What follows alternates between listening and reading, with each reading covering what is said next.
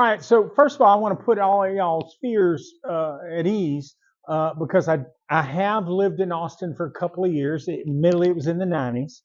And I am the historian for camp number 50 of the John Bell Hood camp in Galveston, Texas. So I do speak Texan. It's a talent, but I've learned to do that. So now I'm going to talk to you a little bit tonight about Richard Taylor, and it's sort of an interesting situation that he got himself into. But I wanted to let you know how much I appreciate y'all tonight, because the last time I gave this talk was in Chicago and Milwaukee. And so what I did was I gave them a little bit of Southern retribution. I made sure that they had for dessert pie.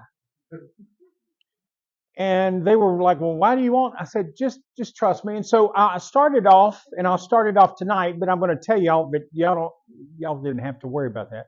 But so you have to excuse me. I've been driving all day, so my balance is a little off.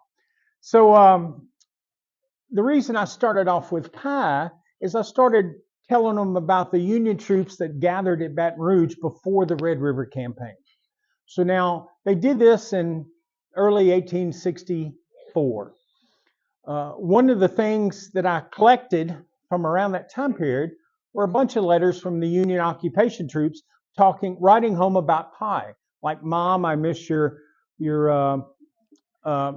custard pie. Mom, I miss your pumpkin pie. So they would all write home about their favorite pies, and their mothers, would write them back and say, I wish I could send you some, but it won't be there.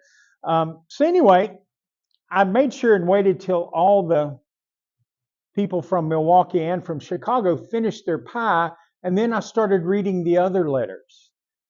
Well, Mom, the captain told us not to eat any more of these pies, these rebel women that are selling it to us, because one of our guys got one yesterday and he's dead today. And the reason why is because they were the rebel women. I don't use that word much, but because it's a quote from a letter, I use it. The rebel women were putting diamond dust, strychnine, and crushed glass into the pies to poison the Union soldiers. Now, if you think that's just a small deal or whatever, I've managed to accumulate so far 17 letters, 8 newspaper articles, and a diary entry about death by pie in Baton Rouge. So it was really, after they finished, I said, well, this is just a little bit of payback from, your visit to Louisiana in occupying our city there in Baton Rouge. So they really appreciated that, But anyway, so that's how the campaign started in basically early March of 1864. The Yankee troops had gathered at Baton Rouge, and they're headed north. So they go north, and they run across no opposition until they get to Fort DeRussy, which is in Marksville, Louisiana. It's about 45 minutes south of Alexandria, where I'm from. And so they get down to Marksville, to Fort DeRussy. Now, okay, just so you understand, this fort was made to defend against boats.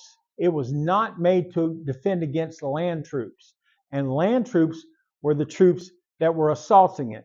Now, apparently, Walker left behind one company from each regiment in his division. So you had a company, the 17th Texas. You had a company from the 19th Texas. You had a company from the 15th Texas. So all of the Texas regiments left behind one company at Fort DeRussy, and then they had some artillery that were non-Texan that were left there.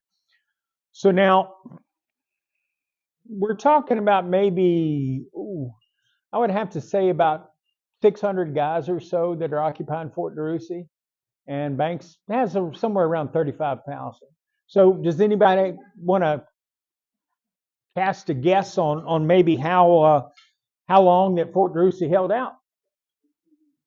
There you go. Somebody must have been listening to my talk or be familiar. But yes, 18 minutes. That's exactly how long it lasted. Which I have a friend who wrote the book on Fort DeRussy, and and I make sure and not tell him that. Whenever I talk to somewhere else where they're recording it, I make sure that he doesn't see it, just so that I don't have to, take any flack for that. So, all right, they get to Alexandria, and they sort of capture a lot there. There's a lot of supplies there because they weren't expecting. The Confederates in Alexandria were just not expecting the Union to show up. And they did. And one of the cool things that I personally liked was the Confederacy, whenever they would buy the cotton from the local populace, they would put CSA on the cotton bale, and they would line it up on the docks for the ships to bring it up to further up north to Shreveport and further than that. So whenever the Union Navy came in, well, the Navy confiscates stuff as spoils of war, and so they captured all of this cotton. Well, they wanted everybody to know that it belonged to the Navy and not the Army or anybody like that. Because remember, Banks was up there potentially to get cotton itself, but the Navy got a bunch of it, and so they would put USN on it. And they started lining it up and putting it on some of the boats that weren't defended like the ironclads were with iron. And these boats didn't have any protection. So these boats became known as cotton-clad because they were protected by the cotton bales. So now one of the curious Union infantry officers came up and he asked what they were doing. They said, well, we're the Navy. We can take anything that's adjacent to water, and we're going to take all this cotton and claim it for ourselves, and we're going to sell it as prize of war. And so the interesting enterprising young officer in the infantry, he said, so what does that stand for? United States Navy Cotton Stealing Association? Which I thought was the coolest, thing. So they get up to Alexandria. The Union troops keep going up. The ones on the ground keep going up north. Well, the boats can't go up north because they have this thing called the Falls of Alexandria, which in fact the parish that I'm in is called Rapides Parish, which is from the rapids of the river. So at that time of year in late March, it is not a good place to try to get up the river with a heavy gunboat. So what did they do? But after sending the first boat over, they sent a hospital ship over. It's called the Woodford. Now, I actually happened to, I buy way too much stuff, and I bought the diary of one of the nursing assistants on the ship. And he describes how when their boat went over the rapids, that it cut a hole into the bottom of the wooden ship, and it started sinking right there on the falls. And it got pretty, perilous. They had about 150 smallpox patients on the ship. And so the ship started sinking. So this other ship, it was just a small one-cannon gunboat called the John H. Brown. It pulls up and starts getting guys off of the other ship while it's sinking. And I thought this was really neat. I'd never heard of this before. So the boat sinks. The patients are put into the courthouse in Alexandria. Well, unfortunately, it's fine with only 150 people there. But then you start getting casualties from Mansfield and Pleasant Hill. And so you're like, oh, what are we going to do now? So they made them take the smallpox patients out of the courthouse to handle all of the wounded. So what did they do with the smallpox patients? Well, they put them back on the boat. Well, wait a second. Didn't I just say the boat sunk? Well, yeah, it did. But the top deck and the kitchen were above water, and they put them back on the boat. This is, I guess, Yankee ingenuity at its best. No offense with anybody that may have mentioned any relatives that were from above the Mason-Dixon line. But so to me, that's Gary Joyner, who's a historian from Shreveport, has the name of his book, One Damn Blunder from Beginning to End. And that, to me, was the first blunder, to have that happen. So they get up and they go all the way up and they capture Natchitoches. Now, Natchitoches is sort of about 45 minutes north of Alexandria. And the Yankees come into town and they start taking all of the coffee, because there's a lot of coffee shops in Natchitoches all along Front Street. And so the poor people, they're put out of business. Imagine 35,000, soldiers show up and here you go. Oh, well, we're going to take all your coffee and we're not going to pay you for it. And we're going to take whatever we want. So they did that. And they kept going further north. Now, they fought at Mansfield and they lost. And I'm going to tell you one of the things that I think was interesting. I just found this out and I put it in the biography of Richard Taylor that was in print. And what happened is you had all of these troops from Vicksburg that were not paroled until May. But here it is, the beginning of April, and they really need them. Because without those troops, there's only 8,800 Confederate troops to stop 35,000 Federal troops. That's a little bit of being outnumbered. So what they did, and it was very clever, and like I said, I did a lot of research to find out how they did this, but the governor of Louisiana, Henry Watkins Allen, enlisted all of these Vicksburg troops into the Louisiana militia. Now, that's how they got out of not violating their parole, because their parole said you're not to take up arms with the Confederacy against the United States. So now that they don't have to violate that, they can just put them in the Louisiana militia. It doesn't say anything about militia. And so they join the Louisiana militia. The problem is they don't have 2,900 extra guns. So they give them swords and they put them on horses and mules. So they served as the 1st and 2nd Battalion of Louisiana Cavalry. And they mainly had a reserve for most of the battle, but they did get involved a little bit. But so now we're talking, okay, you had 8,800 troops, you throw in another 2,900. Still not really good for, that type of number disparagement.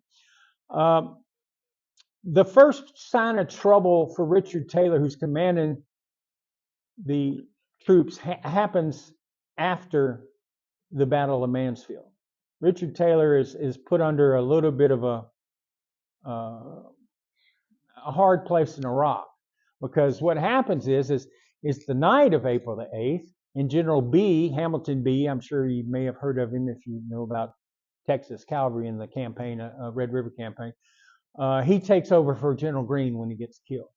So General B hosts Taylor, and anybody want to guess who else Taylor sat at B's campfire? Anybody want to guess? A guy named Kirby Smith. Yeah, he came down and he said, "Hey, wait a second. I wanted to get involved with this. How are you doing this? You already won? Well, wait." And so he was so offended because Taylor's like, "Well, I'm sorry, we beat them and they ran away. We got to go follow them up." So he says, "Okay, well, here's what we're going to do. I'm going to let you go follow them up. And I'm going to take the Texas division from you. And I'm going to take the Missouri division that just came down to help you at Pleasant Hill. I'm going to take them away from you too. So all you got really is the Louisiana division and some other, cavalry troops and some artillery. And that's all I'm going to leave you with." And then he goes off and brings them up into Arkansas to fight the Steele's invasion from Little Rock. Well, it wasn't really much of an invasion. They sort of beat them pretty good up there in Arkansas. So I'm not really, it wasn't a wise move. But basically, Kirby Smith did that because he was upset because he got there late and didn't get to command the troops, because that is the only reason he came down from Shreveport to Mansfield that night, was take command and fight the next day. And Taylor said, "Well, I've already got them beaten. They're on the run." So now, again, my first really cool Taylor little story that I think is very humorous. So, of course, the line of battle for the Yankees going up to Mansfield was the cavalry first. Then they had maybe like a brigade of infantry behind them. Who wants to be those guys behind the horses? And then you got the wagons behind them, and then you got the rest of the infantry strung out for miles. Okay, 35,000 troops just strung out. So when B first meets them going into Mansfield, he deploys a Revolutionary War tactic where he would have his guys fire and then fall behind another rank and have them fire and just retreat like that all the way back to Mansfield. Then the Confederates under Taylor attack them. Well, one of the first things they did besides driving the cavalry crazy is capture all the wagons, because the guys riding the wagons cut the reins on the wagons and rode off on the horses and mules so that they wouldn't be captured. Okay, so all the wagons are sitting right there. So Taylor's got all kinds of stuff in there. And one of the things that he gets are several cases of paper collars. Because back then that was, you wanted to impress somebody where you had a nice fresh paper collar you could put on when you went into town to try to, pick up on some Southern girl or something. So they would have tons and tons of paper collars. Well, Taylor finally decided to be very clever and wrote a letter to Banks, which I actually found in a London, England newspaper, which I thought was fantastic that the news got that far. So he wrote a letter to Banks. And he said, look, we've captured these paper collars from you, and they don't really cook up or taste very good. So could you could we trade them for like some boxes of hardtack instead? And it was humiliation for Banks. I mean, because by the time he got that letter, he was almost to Alexandria. So Taylor goes ahead and beats them there at Mansfield. He beats them at Pleasant Hill, which Yankees call a tactical win or a draw, but they retreated, so I don't understand how they could get away with that, but okay. I guess maybe because the Confederates didn't follow them up quickly. But anyway, so they get down to Blair's Landing, and that's where Tom Green gets killed. And what he's doing is he's getting his guys to ride their horses out into the river to try to board one of the gunboats, get on the decks and board the gunboat and sink it so that the other gunboats can't get down the river.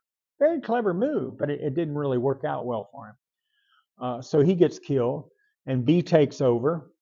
So Taylor's like, okay, well, we're going to, follow them up all the way down south. We're going to get them, we're going to catch them. So he gets down there to a little place called Monet's Ferry, which if you're looking into any type of Yankee book, it's also known as Cane River Crossing. So they get down there, the Cane River Crossing, and the premise is General Patrick Major and General B, who's in command, go down to Monet's Ferry. Now, Monet's Ferry is across part of the Cane River, and it's a hill on the other side. And they have it overlooking. So the Union, when they came up north, they had to go through Monet's Ferry, and they went through the low part in the river, and that's fine. But then on the way back, here's B blocking the way. And so Taylor is coming behind them at Clutcheville, which is just right up the road. It's not very far. So Taylor's really got them in a pincer move, and he's going to be able to conquer and capture most of Banks' army, except for General B, who decides that he wants to go get some food 30 miles away at some supply depot. And so he pulls out his troops. And so the Union troops go all the way back to Alexandria, attacked. And so they get in Alexandria, and then they realize, oh no, we can't get our ships out because the water's even gotten lower than it was before we tried to go up the river with them. So what they did was they got this Wisconsin guy named Joseph Bailey, and he proposed a dam to raise the water level, a series of wing dams on one side, and then another dam where it went all the way across the river. and he was going to raise the water level, and they were going to blow the dam, and everybody's going to get down and get out of the way, and everybody is going to escape again. Well, it didn't quite work that way because the water's too low, and so the gunboats, they start building them. The gunboats are sitting there for the most part with their engines shut off, but two of them on one day happened to have their engines running, and lo and behold, the dam breaks without any provocation. It just broke. And so these two boats the gunboats were able to get down and escape Alexandria, which was good. But the Union troops still had to stay up there for the rest of the gunboats. So what could we do? Well, they had to rebuild the dam, and they did it again where they blew it themselves. All the gunboats were up, and they all got out of there, and they all escaped Richard Taylor again. Now imagine, by the way, just in my mind of thinking as a Southerner, wow, imagine, yes, even if they tried to burn these gunboats if they left them in Alexandria and they didn't have the dam, even if they burned them, we could build them just like we did the USS Merrimack and turned it into the Virginia. I mean, we could do it fairly easily. And they couldn't get rid of all the guns. They didn't have enough time. So imagine now, in my little head of, what if, imagine if the Confederates all of a sudden ended up handling, maybe 25 ironclads and maybe 60 gunboats and supply ships. Now, that would be a pretty good haul. I think the war might have changed, and that's what Taylor was hoping. But again, Bailey let them get out. So again, there's one more chance to capture Banks. He gets down to the Atchafalaya River, and he had used all of his pontoon boats up in Alexandria to build the dam.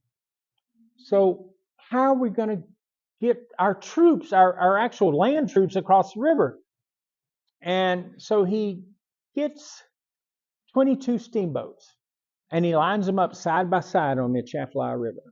And he gets this group to come in, Company A of the 37th Illinois, and they come in and they put planks on the front decks of all those ships. So the entire army, artillery and infantry, crosses on the front decks of those 22 steamboats and gets to safety at Morganza, Louisiana.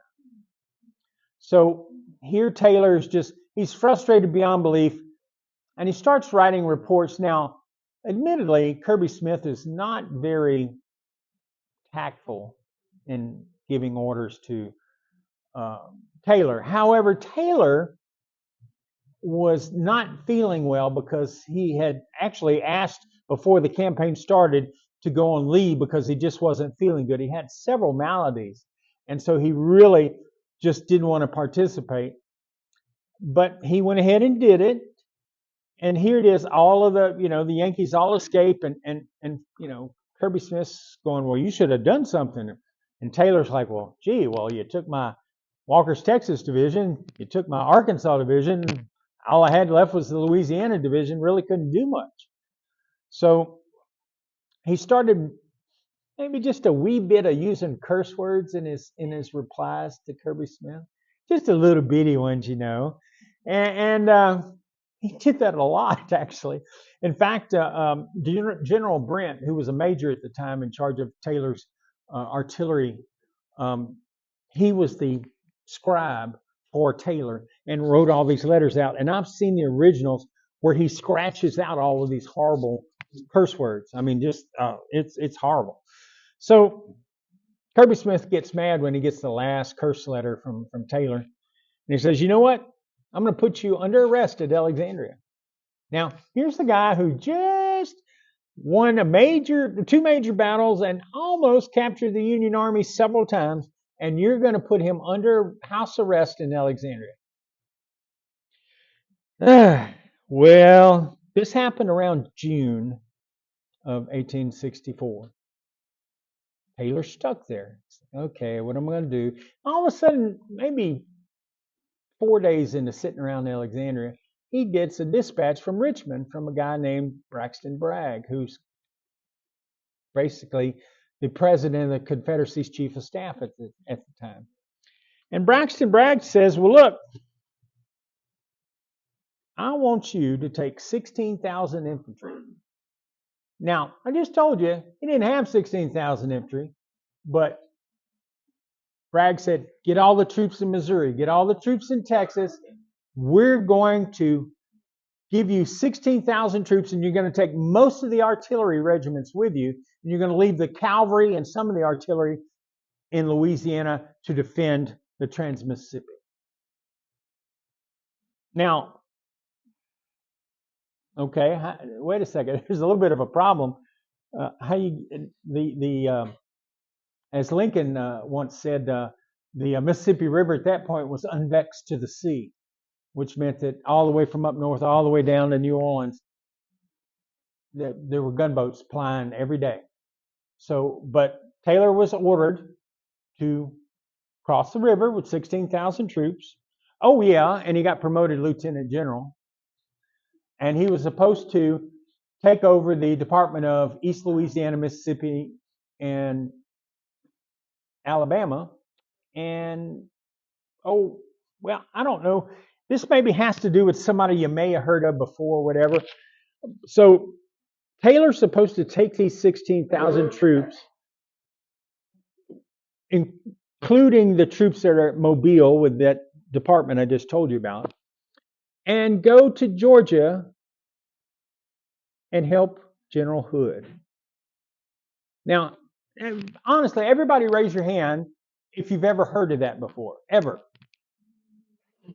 Okay? But it's true. And in fact, if you look at some of Hood's dispatches, he'll say, okay, well, when you coming? Are you coming? How many bringing? Are you coming? When are you coming? Because he knows about it because Bragg told him too. So if you thought that it was so cool for Kirby Smith and Bragg to get together and pull off the Kentucky campaign, or even better, to take General Longstreet's corps and bring it all the way over from Virginia and participate in the Battle of Chickamauga, well, that's pretty cool too. But this, I had never heard of it. But I found unpublished records of Richard Taylor that have all of this. So, okay. So now the case is, well, how to do it? How's he going to do it? Well, the first thing that he was going to do is build a trestle and suspension bridge across the Mississippi River. All right. So now, do you want to know how I know exactly how they were going to do that?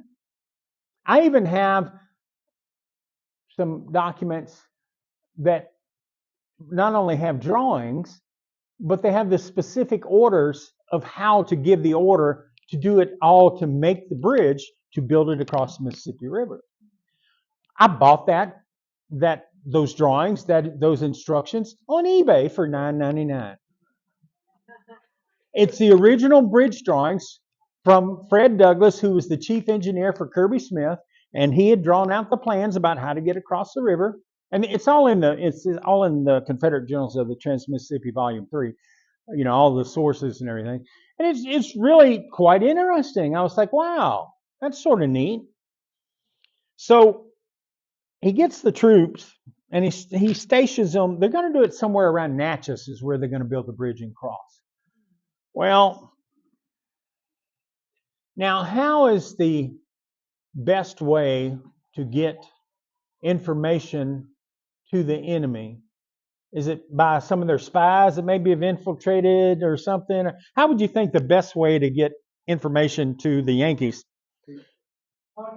Newspapers. Now, guess what is in the Shreveport newspaper? Well, General Kirby Smith has enlightened us that General Taylor's supposed to be crossing the river around Natchez.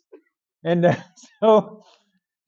All right, so what do you do with that? So the Yankees dispatched this ship called the Vindicator, which is an ironclad, and you can actually there's a diary published by the guy who's the captain of it, and he talks about it a lot. So how could they combat the Vindicator with just land troops? Now, what they were going to do before Kirby Smith opened up the doors and told the newspaper was they were going to get torpedoes who they had at Shreveport, and they brought them down to Alexandria, and they were going to, just go by land and bring them over to the river and put them there for the Vindicator. And then while they were building the bridge, they would get the artillery units and station them a little further down the river on each side, because they didn't know exactly where it was, to be able to stop the ship. Well, here's one of the other. It's not really funny. It's more sad, but it's true. So there's a guy named Powhatan Clark who's in charge of all of the supplies for the Trans-Mississippi in Alexandria. And he wrote a letter that said that they were out of canvas for wagons. They had used all the canvas that they had, and they were out of canvas. So they wanted to take the torpedoes in wagons to the Mississippi River. Well, how do you get them there without letting everybody know? Well, you don't have any canvas to cover it up. So what they did was they got cow skins. And they used cow skins that were just recently tanned. Some of them weren't even really ready yet and still had meat on them. And so what they did was they put the cow skins where the canvas would have been on the wagon to hide the torpedoes. Well, like I said, some of them weren't cured yet, so how are we going to hide that? So they got black paint and they painted on top of the meat part of the cow hides. And that's not going to draw any attention. Oh, look, there's somebody with meat and painted black on top of a wagon. That's not going to draw anybody's attention to come to to notice that or see what's in the wagon. So, but again, Kirby Smith sort of ruined that one. So what did Taylor want to do? He still wanted to do this, and he couldn't figure out how. And then he was contacted by a Union sailor. And the sailor said, okay, well, if you let me come into the Confederacy and not make me fight anymore and make sure I'm not under arrest, I will sell you my gunboat. Now, again, people think that's fantastic too, just like all this other stuff I'm telling you, right? Well, okay, so my worst critic was my best friend. My best friend is a guy named Larry Hewitt, who was the editor for this book, or this series of books. So I'm like, okay, well, Larry said, look, I need 3 sources for I'm going to put something like, sell a gunboat to Richard Taylor in there. I'm like, okay. And so the first one I got for him was the official records. I said, is that good enough for you? He said, yeah, that's good enough for me. So what was it? It was called the USS Rattler. And the guy went back after he talked with Taylor, and he was going to sell the gunboat. And he mentioned he had to get a couple of his crew on with him. He's the lieutenant in charge of the boat. So he had to get some of his crew with them so that they would be able to successfully commandeer the boat and give it to Taylor. Now imagine Richard Taylor with a gunboat. That's pretty good. So the guy goes back, and somebody's overhearing it, and they put him under arrest.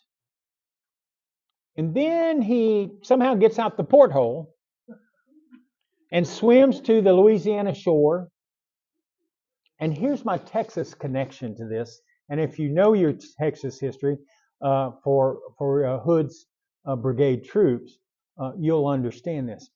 So there was a guy that got wounded, and he was on his way home on foot in the 4th Texas Cavalry. He wrote a book. And he mentions crossing the Mississippi River and seeing a Yankee sailor sitting on the porch with a Southern woman of her house. It's right there. So there's source number 2. Was it Polly? Was he the one that get wounded and walked home? Yeah. Yes, that's the one. Yeah. Yeah. J.B. Polly, yeah. So it's in his book. So I'm like, okay, Larry, is this 2? Do I need 3? He said, well, you had me at OR, but okay, since you have a Texan seeing him sitting next, and he explains to J.B. Polly what he's doing. He's telling him why he's there with the Southern lady, because he asked him, why are you here with one of our Southern women? Because he's wearing his Yankee sailor's outfit.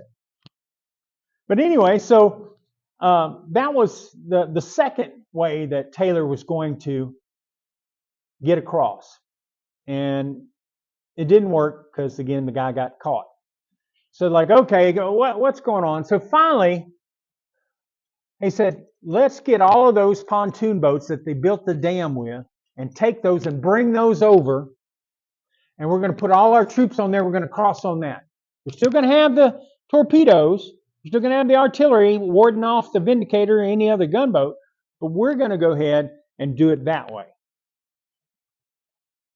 Well, as y'all probably know from the history of the war, that one didn't work either. But this one was a little bit different of a problem. At that point, the Texans who were in with Walker, which are actually under John Forney now, and they don't like Forney at all. Okay, they don't like John Forney as their division commander. The Texans don't, and so they, even on the captain level, these guys are like, we're not crossing the river. You're lucky we came over here to help these Cajuns. We're not going to go across and help anybody over there. We're just not going to do it. All the Texans said that. Well, what did Taylor do? Well, he had some of them shot. And there are several captains and officers in Texas companies that were shot. Well, that pretty well, that was that ended that way. So here's the fourth way. Taylor he has a skiff, and they're dragging a mule in the water, and there's a black man rowing it, and that's it. It's a slave and Taylor and a mule, and that's all that crossed over to help General Hood in Georgia. And this happened in August. Now, if everybody knows about the Atlantic campaign, sure would have been nice to have, General Hood to have some, 16,000 extra troops plus whatever they had in Mobile. So that's quite a bit of troops, and that could have changed all kinds of stuff because they would have come up from the rear, and nobody would be expecting that because Mobile wasn't invested at the time, so there was no federal force holding them to where they were. So I thought that was, that was pretty bad that he had to resort to just crossing by himself, with one person and a mule. And so if you get a chance to read the book, it's pretty interesting because the governor of Texas at the time is mentioned some stuff in there about that transfer and everything over. It's quite an interesting thing, and the sad part is that nobody in the history of anything written on the war had ever wrote anything about that. Well, how did you miss that? Going and helping General Hood? Wow! Imagine what that had been. And so, I'll have to say, I was a member here in 92, first part of 92, 93 season or whatever. And Mike Parrish was a member then. And whenever I found this information, since he wrote Soldier Prince of Dixie, I'm going to, hey, Mike, you want to, write something together on this or whatever, since he knew more at the time about Taylor than I did. And I said, well, you're more than welcome, join in or whatever. And he was too busy, unfortunately. So I ended up having to do it myself, which is fine. I did it.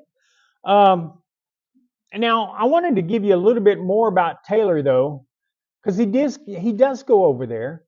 And if you recall, when Hood finally gets across the river into Alabama, he turns over command of the Army of Tennessee to Richard Taylor temporarily. So Richard Taylor gets that little feather in his cap, even though it's briefly, as commander of the Confederate Army of Tennessee.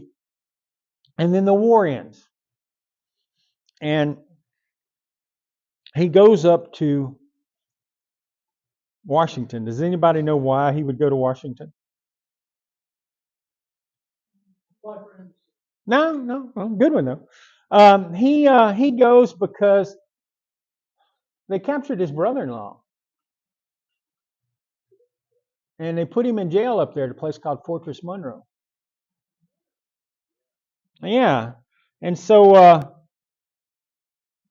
I'm sitting there and I'm like, that's sort of neat. However, Confederates were forbidden to go into the city of anywhere near the city of Washington D.C. at all.